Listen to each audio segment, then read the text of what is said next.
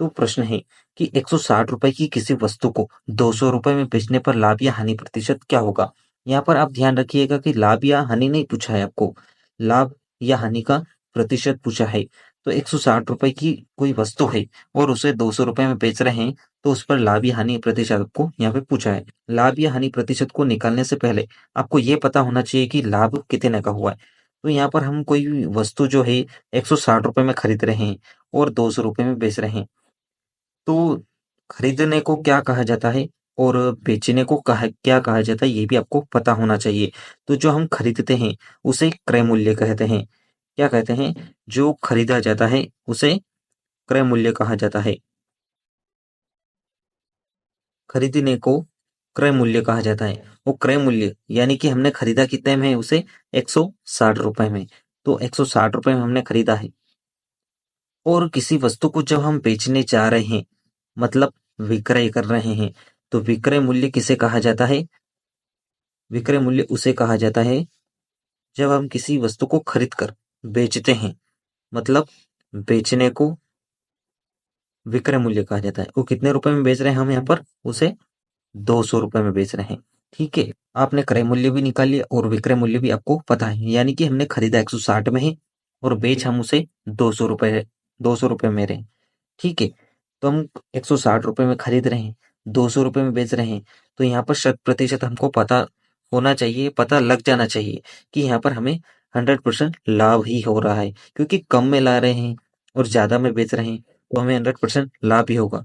तो लाभ को निकालने के लिए भी यहाँ पे सूत्र है। तो लाभ बराबर विक्रय मूल्य माइनस क्रय मूल्य, विक्रय मूल्य माइनस क्रय मूल्य। तो इसका मतलब है कि हमें हानि यहाँ पर नहीं निकालना है, केवल और केवल हमें लाभ प्रतिशत निकालना है। लाभ बराबर होता है विक्रय मूल्य माइनस क्रय मूल्य।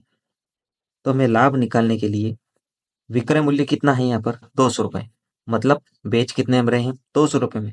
और क्रय मूल्य कितना है यहाँ पे, 160, मतलब खरीदा कितने में, 160 रुपए में है।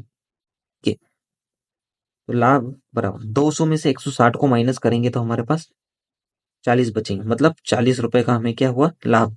लेकिन ध्यान रखिए ये लाभ है, लाभ प्रतिशत पूछा है। केवल लाभ पूछता तो हमारा आंसर 40 हो जाता, लेकिन लाभ प्रतिशत पूछा है तो हमारा आंसर 40 नहीं होगा, हमें प्रतिशत निकालना पड़ेगा। वो लाभ प्रतिशत को निकालने के लिए यहाँ पर सूत्र है, लाभ प्रतिशत बराबर लाभ गुणित 100 बट्टा क्रय मूल्य। और अगर हानि प्रतिशत का निकालना है तो हाँ, केवल यहाँ पर हानि आ जाएगा। ओके, यहाँ पर लाभ की जगह हानि हो जाएगा और लाभ की जगह यहाँ पे भी हानि हो जाएगा, और इसकी जगह यहाँ पर हानि हो जाएगा। दोनों सूत्र लगभग सेम ही है।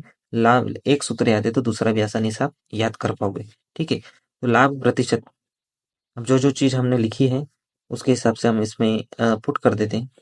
लाभ प्रतिशत बराबर लाभ कितना है हमारे पास, 40 रुपए का, गुणित 100 बट्टे में क्रय मूल्य कितना है, 160 रुपए।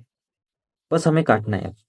जीरो से एक जीरो कट जाएगा, वो 4 से 16 कटेगा, 4 एकम 4, 4 चौक 16, वो 4 से 100 भी कटेगा। अब 4 से 100 कटने का भी नियम है कि 4 से कोई संख्या तब कटेगी जब किसी संख्या का इकाई और दशक अंक यदि 4 से विभाजित है, तो ये पूरी संख्या 4 से विभाजित हो जाएगी। तो हम इसको 4 से काटेंगे, 4 एकम 4, 4 दूना 8, यहाँ पर हासिल 2 बचेगा, तो 4 पंजे 20, यानी कि लाभ प्रतिशत बराबर 25 नहीं होगा, 25% होगा। ओके, तो 160 रुपए की किसी वस्तु को 200 रुपए में अगर बेचें तो हमें लाभ 40 रुपए का होगा और लाभ प्रतिशत 25% का होगा। ठीक है, लेकिन यहाँ पर हम थोड़ा सा इसको शॉर्टकट भी कर सकते थे अगर करना चाहे तो। कैसे करेंगे, कोई भी वस्तु 160 रुपए में लाए और 200 रुपए में उसे बेची तो हमें लाभ हो रहा है। तो लाभ कितने का हो रहा है हमें, 40 रुपए का। ठीक है, लाभ पूछेगा डायरेक्ट आंसर हमारा 40 हो जाएगा, लेकिन प्रतिशत पूछे वो प्रतिशत निकालने के लिए गुणे में 100 आता है, तो प्रतिशत पूछा है तो हम गुणे में क्या लगाएंगे, 100। ठीक है, और ये 40 रुपए का जो लाभ हुआ है हमें किस पे हुआ है, तो ये 40 रुपए का लाभ हमें हुआ है 160 रुपए में। 160 रुपए में लाए और 200 रुपए में बेचा तो हमें 40 रुपए का लाभ हुआ, किस पे हुआ, 160 रुपए में।